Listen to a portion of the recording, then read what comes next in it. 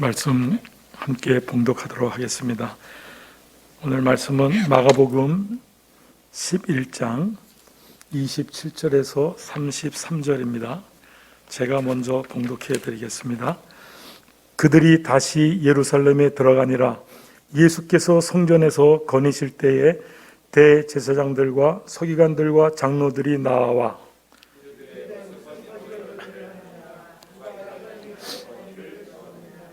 예수께서 이르시되 나도 한 말을 너희에게 물으리니 대답하라. 그리하면 나도 무슨 권위로 이런 일을 하는지 이르리라.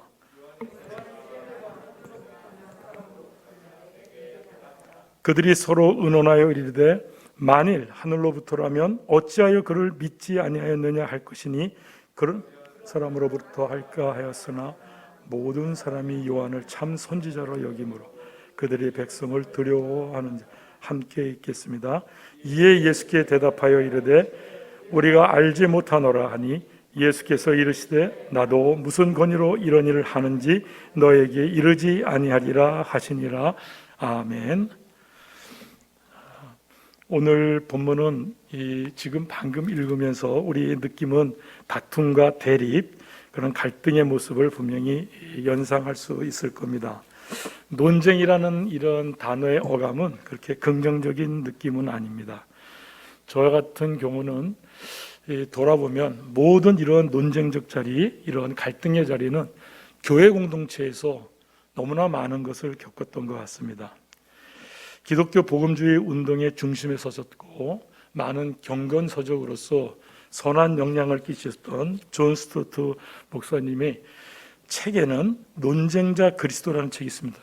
제가 이 책을 이번에 꺼내보니까 84년에 제가 읽었더라고요. 꽤 오래된 책입니다. 누런 책입니다. 여기에서 표현하기를 이렇습니다. 자기의 의견을 명확하게 개통을 세워 말하고 고집하는 사람들은 인기가 없다. 확신에 찬 사람은 아무리 총명하고 참되며 겸손하다 할지라도 고집불통이라는 오명을 얻게 된다. 그래서 당신이 믿는 것이 무엇인지 소리 높여 말하되 다른 사람이 믿는 것에 대하여 반대하지 말라 말한다. 그리고 존 스토트 목사님은 이렇게 말합니다. 복음에 관하여서는 절대로 소심하거나 변명적이어서는 안 된다. 그런 생각을 하는 사람들은 바른 교훈을 권면하고 또 거스려 말하는 사람을 책망하는 장로와 감독의 임무를 기억하지 못하는 것이다 지적합니다. 그리고 마지막에 예수 그리스도께서 논쟁적 인물이셨다가 아니라 논쟁에 관여하셨다 이렇게 표현합니다. 오늘 본문을 통해서 예수님이 관여하신 논쟁을 묵상하려고 합니다. 본문의 상황을 한번 우리가 보면 대제사장들과 서기관들과 장로들이 예수님께 묻는 겁니다. 바로 전날 예수님과 제자들이 예루살렘에 돌아오셨습니다. 왜? 십자가에 달리시기 위하여 올라오신 겁니다. 제자들은 잘 모릅니다. 그리고 성전에 들어가셨을 때 재물을 거래할 때 동전도 바꾸고 비둘기도 파는 어떻게 보면 장사하는 사람들을 채찍을 치며 다 내보냈습니다. 내 집은 만민이 기도하는 집이라. 그러한 성전을 청결케 하는 작업을 보던 것, 그것을 가리켜서 말하는 겁니다. 무슨 권위로 이런 일을 하느냐? 누가 이런 일 할 권위를 주었느냐? 어떻게 보면 공생의 3년에 대해서도 또 시비를 거는 겁니다.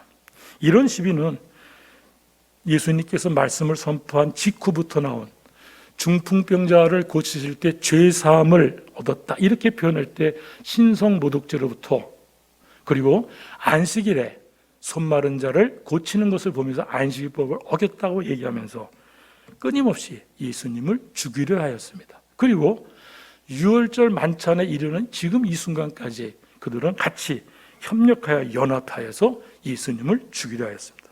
이에 대해서 예수님께서 말씀하십니다. 나도 너희에게 물으리니 대답하라.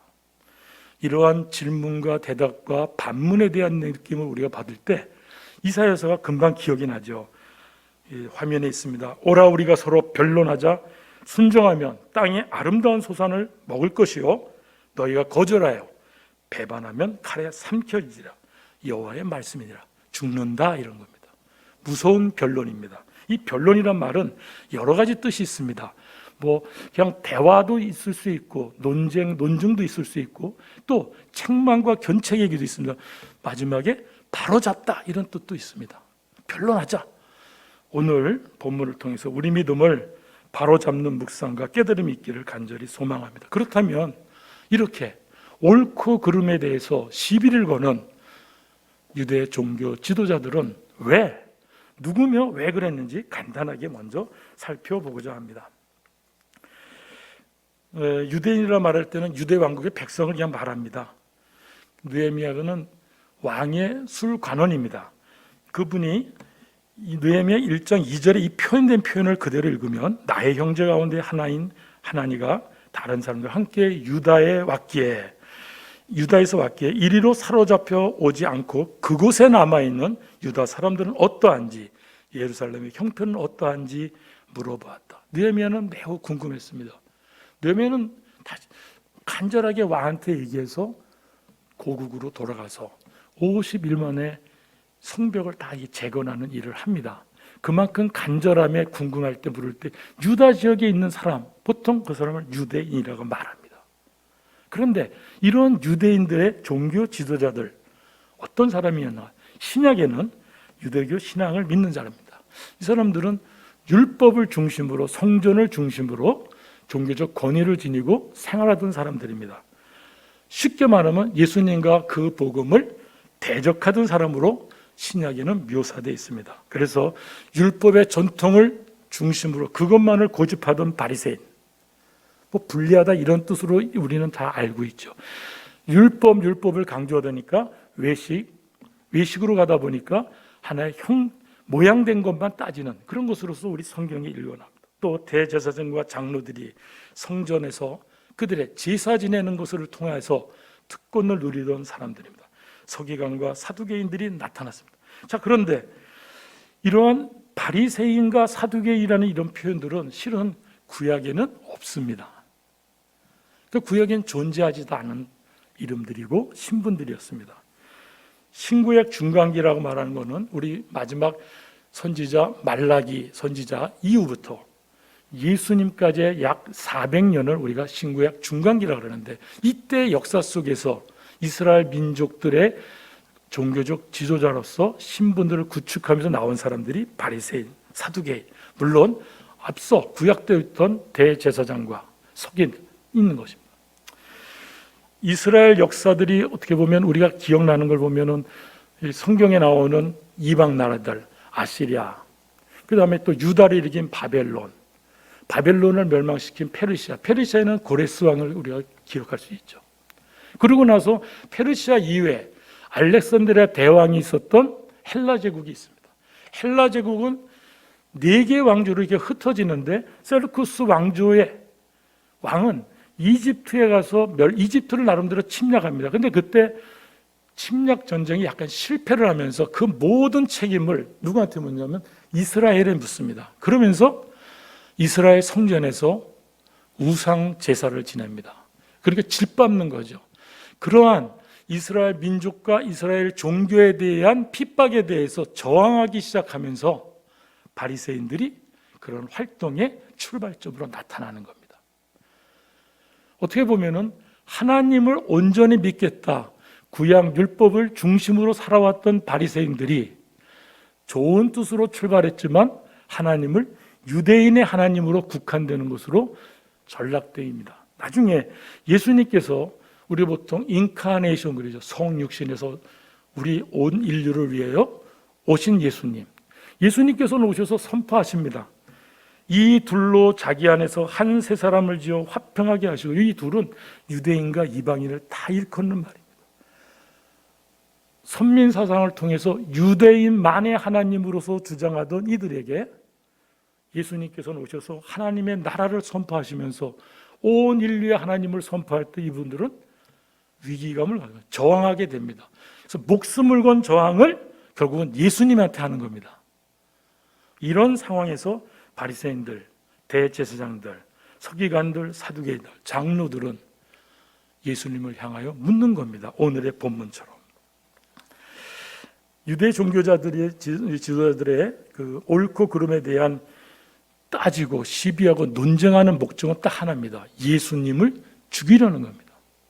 성경에는 그렇게 기록되어 있습니다. 다른 말로 하면 예수님을 부정하는 겁니다. 예수님의 모든 복음을, 하나님의 나라를 자체를 부정하는 것입니다. 예수님이 말씀을 첫 선포하는 게 마가복음 1장 14절에 15절입니다. 하나님의 나라가 가까웠다. 회개하고 복음을 믿어라. 이렇게 얘기합니다. 그러고 나서 예수님께서 말합니다. 다시 난 저 고을로 가야겠다. 왜? 나는 전도하러 왔다. 이 일을 위하여 왔다. 이렇게. 그러면서 예수님의 공생의 3년이 진행될 때 하나님의 나라를 직접 이루어 가셨습니다. 어떻게 이루어 가셨습니까? 귀신을 쫓아내고 병자를 고치고, 그들에게는 귀신은 사탄의 지배라, 사탄의 원인입니다. 그 사상 속에서 일 때 귀신을 쫓아내고, 병든 것도 마찬가지입니다. 병든 것도 사탄에 의한 것으로 얘기합니다. 병자를 고치고 전도하시고 죄를 용서하시고 가르치시면서 하나님의 나라를 직접 이루어 가셨습니다. 그리고 그들의 제자, 예수님의 제자들도 나와서 말합니다. 회개하라고 선포합니다. 많은 귀신 들린 자를 쫓아냈고 많은 병든 자들을 고쳤습니다. 결국은 하나님의 나라를 이루는 이 과정에 대해서 유대인들만의 하나님으로 생각하는 이들에게는 당혹할 수 없죠. 그래서 묻는 겁니다. 무슨 권위로 이런 일을 하느냐? 누가 이런 일을 할 권위를 주었느냐? 마가복음을 전체를 읽어보면 18가지의 기사 이적이 쓰여 있습니다. 귀신 들린 자를 1장에서부터 고치기 시작하셔서 우리 오늘 본문 바로 앞까지 18가지의 기사 이적이에요. 우리가 너무 많이 알고 익숙한 것들이라 상기해 보면은 귀신 들린 자를 고치십니다. 중풍병자를 고치십니다. 야로의 딸을 고치십니다. 또 어떻게 보면은 수르보게의 여인, 이방 여인의 딸을 또 고치십니다. 그리고 귀먹고 또 말 못하는 자를 고치십니다. 그리고 자연을 향해서도 기사 이적을 보내십니다. 광풍이 불어오는 바다를 잠잠케 하셨습니다. 바다 위를 걸으셨습니다. 또 생각나는 거 있죠. 실질적으로 우리에게 주는 것, 맹인들, 많은 맹인들이라고 나옵니다. 또 오병이어의 사건입니다. 또 4,000명을 냈던 7병이어의 사건도 있습니다.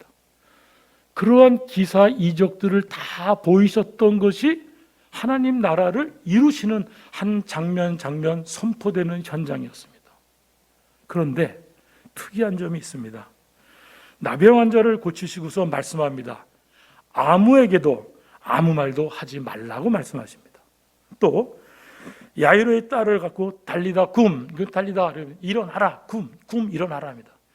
어린 소녀에 일어나라. 그러고 나서 고쳤는데 또 말씀하십니다. 이 일을 아무도 알지 못하게 하라. 갈릴리 호수에 이르렀을 때 귀먹고 말 더듬는 자에게 말하십니다. 에바다, 열려라.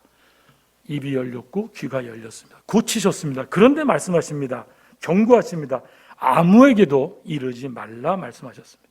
그리고 오늘 본문 바로 앞에 맹인을 고치시고 마을에는 들어가지 말라 이렇게 말씀하십니다. 특이하죠. 하나님의 나라를 실현하시고 말씀을 전파하시고 기사 이적을 다 보이셨음에도 불구하고 그것을 하나님의 때, 메시아의 때가 아직 이르지 않았기 때문에 모든 것을 조용히 하였다 이렇게 해석합니다. 그런데 오늘 본문의 앞에는 8장과 9장과 10장에는 3번에 걸쳐서 내가 이제 저들에게 죽임을 당하고 사흘 만에 부활해야 될 것이다. 이것을 말씀하십니다. 메시아 되심을 분명하게 말씀하셨습니다. 그 이후에는 오늘과 같은 질문에 반문까지 하시는 겁니다. 엄중한 그 질문에 대응하십니다. 너희도 내 말에 대답하라. 그리고 내가 그 대답을 듣지 못한다면 너희 질문에 내가 대답지 않겠다. 이러한 표현은 예수님 생애에서 처음 강력하게 표현하고 있습니다. 마가복음의 예수님의 모습은 5가지의 모습으로 나옵니다. 세례를 받으시고 물에 올라오실 때에 하늘로부터 소리가 납니다. 내 사랑하는 아들이라. 우리가 기억나시죠?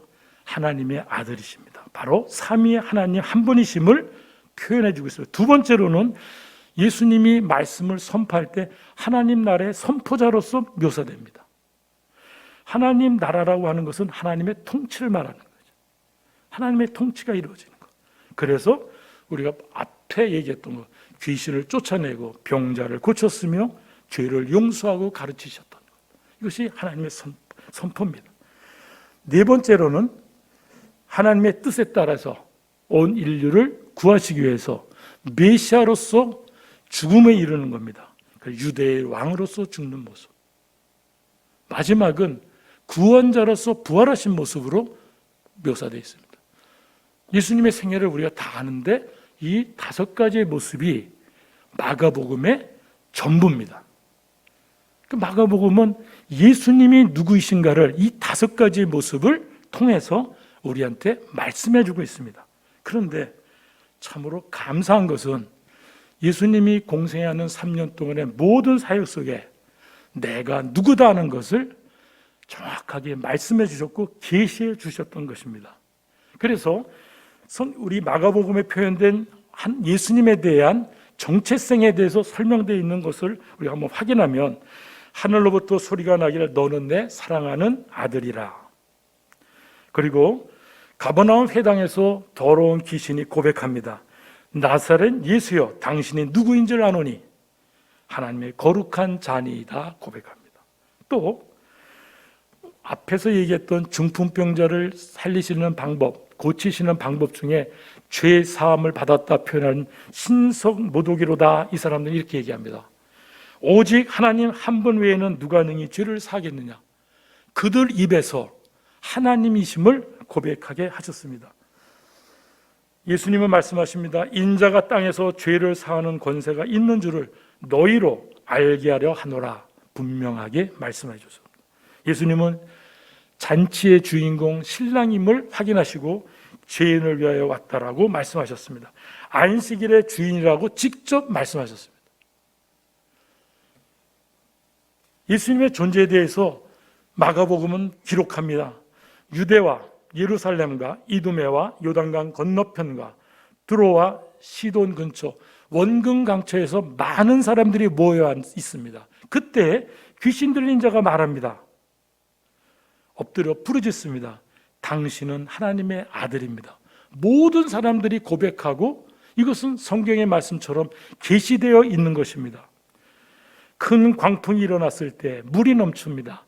물이 배에 들어옵니다. 놀란 제자들이 예수님을 깨워 말씀드립니다. 예수님이 말씀하십니다. 잠잠하라, 고요하라. 이럽니다. 그들이 이렇게 말합니다. 누구이기에 본인들이 3년 동안 모셨던 예수님이었는데도 누구이기에 바람과 바다도 순종하는가. 더러운 귀신이 멀리서 예수님이 오시는 걸 보고 쫓아가 절합니다. 큰 소리로 부르짖습니다. 하나님의 아들 예수여. 제자들이 모든 사역을 마쳤을 때 예수님의 이름이 드러났답니다. 다시 말하면 복음이 드러났답니다. 예수님 자체가 복음입니다. 그 삶이 복음입니다.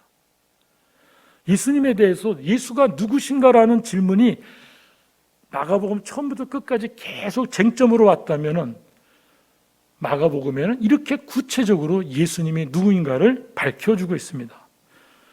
오늘 여리고에 이르렀을 때 맹인 바디메오가 말합니다. 나사렛 예수가 오셨다는 소문을 듣고 소리 지릅니다. 다윗의 자손 예수여, 다윗의 자손 예수여 소리 지릅니다. 이 말의 의미는 뭘까요? 이것은 사무엘하 7장 14절 이하에 보면은 다윗 언약에 대한 표현이 있습니다. 그때 앞으로는 죄를 져도 잘못을 해도 사람의 매와 인생의 채찍으로 징계하겠다. 그리고 내 왕위는 영원히 지켜주리라 이렇게 말씀하십니다. 그래서 다윗의 자손 예수여, 예수님의 존재의 의미를 분명하게 고백하고 있는 겁니다. 마지막으로 오늘 본문 바로 앞에 성전을 청결하게 했을 때 예수님이 직접 말씀하십니다. 내 집은 만민이 기도하는 집이라 말합니다. 신명기 12장에 보면은 하나님의 이름을 두는 곳, 그것을 성전이라고 말합니다. 결국 하나님의 집입니다. 그런데 하나님의 집을 가리켜 예루살렘 성전을 가리켜 내 집이다 그랬습니다. 다른 말로 하면 뭘까요? 내가 하나님이다라고 말씀. 내가 하나님이다. 이렇게 직접 말씀 속에 계시되어 있습니다. 그럼에도 불구하고 유대 종교 지도자들은 빗나간 질문과 논쟁과 또 하나님께 예수님을 향해서 시비를 겁니다. 그들이 다시 예루살렘 성전으로 들어가니라. 예수께서 성전을 거니실 때 대제사장들과 장로들이 나와 이르되 무슨 권위로 이런 일을 하느냐? 누가 이런 일을 할 권위를 주었느냐? 묻습니다. 성도 여러분, 예수님께서는 무서운 변론을 비유로 책망하시며 말씀하십니다. 한 사람이 포도원을 만들어 농부에게로 새로 주고 때가 이르며 소출을 받으러 종을 보내니 그 농부들이 종을 때리고 상처내고 능욕하고 죽여 이제 한 사람이 남았으니 곧 그가 사랑하는 아들이라. 농부들이 그를 죽여 유산을 우리 것으로 하자 이렇게 말합니다. 포도원 주인이 와서 그 농부들을 진멸하고 완전히 죽이는 겁니다. 완전히 없애고 다른 사람에게 포도원을 넘긴다 비유로 말씀하십니다. 이것이 예수님을 부정하고 하나님의 나라를 부정하는 자들에 대한 무서운 말씀입니다. 이제 말씀을 좀 정리해 보겠습니다. 본문처럼 우리도 예수님과 논쟁의 자리에는 있지 않을죠. 우리가 예수님을 부정하지는 않습니다. 우리의 복음을 부정하지 않습니다. 그런데 그럼에도 불구하고 예수님께서 원하시는 삶에 우리가 나아가지 못할 때는 논쟁의 자리에 있는 거 아닌가 되돌아봐야 합니다. 저는 아까 앞서 말씀드린 것처럼 교회 공동체에서 제 기억에는 한 30여 년 되는 것 같습니다. 많은 소명이 무너진 목회자, 소명을 완전히 잃어버린 목회자들을 통해서 한 교회가 완전히 무너지는 것을 20여 년 이상 지켜봤습니다. 여러 목회자, 사건 목회자들 향해서 교회를 지켜야 된다, 믿음을 지켜야 된다, 회중을 살려야 된다, 이러한 명분과 이유 때문에 저는 논쟁의 자리에 있었던 것 같습니다. 결국은 분노와 전쟁에 정지하는 그런 상황에 갈 수밖에 없습니다. 절망하고 낙심하고 후회 많은 생활을 할 수밖에 없습니다. 마지막에는 무기력한 상황에도 빠지게 됩니다. 이것은 바로 예수님과 논쟁하는 자리에 있지 않은 건가. 아주 종이 한 장 차이일 것 같습니다. 명분과 이유는 분명히 하나님을 위한다고 우리가 여기고 생각했지만은 어느 순간 이러한 모습 속에 있을 수 있습니다. 목사님 아까 말씀 중에 우리가 교회 밖의 사람을 향하여 또 말을 더 은유적으로 말하면 교회 안에도 우리가 힘들어하는 사람들을 향하여 원수같이 생각하지 말고 정말 예수 그리스도의 형제같이 생각해야 되는데 그 영혼을 사랑해야 되는데 우리가 명분과 이유를 대면서 그렇지 못할 때가 너무 많습니다. 그럴 때 우리는 이러한 상황에 빠질 수 있습니다. 또 우리에게 제가 돌아볼 땐 하나님의 은혜로 아쉬움 없이 넘치는 은혜 속에 잘 살아왔다고 생각할 때 만족하는 생활과 기쁨에 빠져 있을 때 우리는 예수님이 하셨습니다를 놓칠 때가 있습니다. 마치 내 의지와 노력과 열정으로 됐다고 우리가 착각하는 순간들이 많이 있습니다. 이럴 때 역시 예수님과 논쟁하는 자리가 아닌지 모르겠습니다. 광풍과 바다를 잠잠케 하시는 만유의 주, 예수님을 알지 못하는 제자들, 예수님이 하셨습니다 고백하지 않는다면 우리는 그 자리에 있는 겁니다. 또 물은 내게 붙어있어 열매를 맺지 아니하는 가지처럼 성령의 9가지 열매가 있습니다. 사랑과 희락, 화평과 오래 참음과 자비와 양선과 충성, 온유, 절제. 우리가 너무 줄줄줄 얘기하는 아름다운 성령의 열매지만은 우리의 삶 속에서 이러한 부분을 드러내지 못하고 산다면 술수와 원수 맺는 것, 분쟁과 시기와 분냄과 당짓는 것과 분리하는 것, 오히려 육체의 일을 우리가 도모하고 있거나 그 자리에 있다면 예수님과 논쟁하는 자리에 있는 것일 겁니다. 분노와 정죄의 상황에 만약에 우리가 있다면 하나님의 성령을 근심하게 하는 것입니다. 너희는 모든 악독과 노함과 분냄과 떠드는 것과 비방하는 것을 모든 악의와 함께 버리고 서로 친절하게 하며 불쌍히 하며 서로 용서하기를 하나님이 그리스도 안에서 너희를 용서함과 같이 하라. 말씀을 따르는 것이 우리의 도리일 것입니다. 또 우리가 너무나 만족된 상황에 기쁨을 누리고 있다면 우리 다시 한번 우리를 돌아봐야 됩니다. 말씀하십니다. 우리가 무슨 일이든지 우리에게서 난 것 같이 생각하여 스스로 만족할 것이 아니니 우리의 만족은 오직 하나님께로부터 나느니라. 아멘. 절망과 낙심과 후회 속에 있는 분들이 있을 수 있습니다. 지금 코로나 때문에 얼마나 어렵습니까?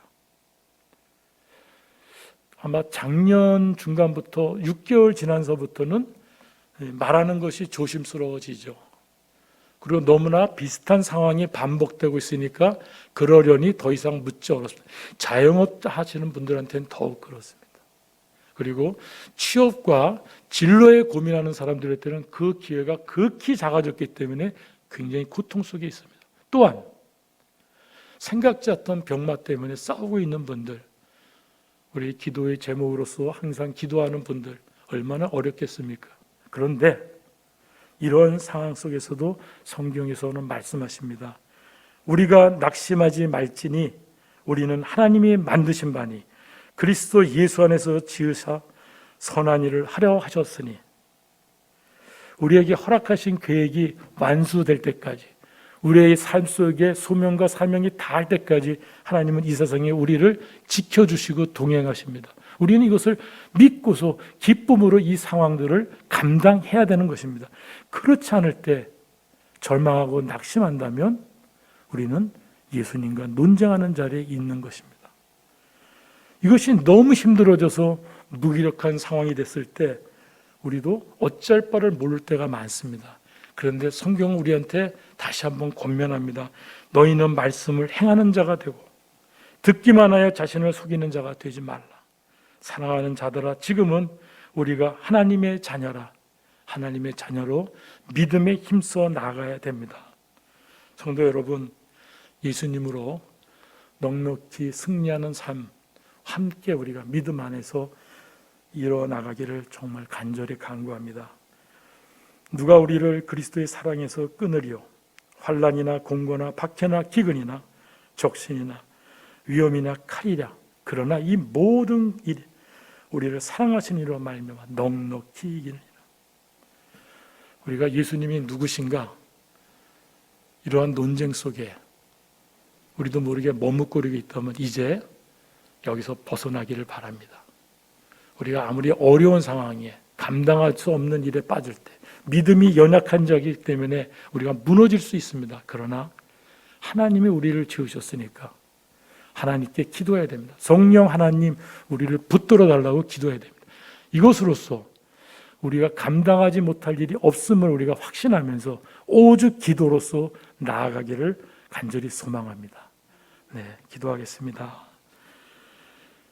사랑이 많으신 하나님 아버지, 연약한 우리들은 하나님 주신 말씀대로 살기를 원하지만은 우리가 이것을 잘 감당하지 못하는 경우가 많습니다.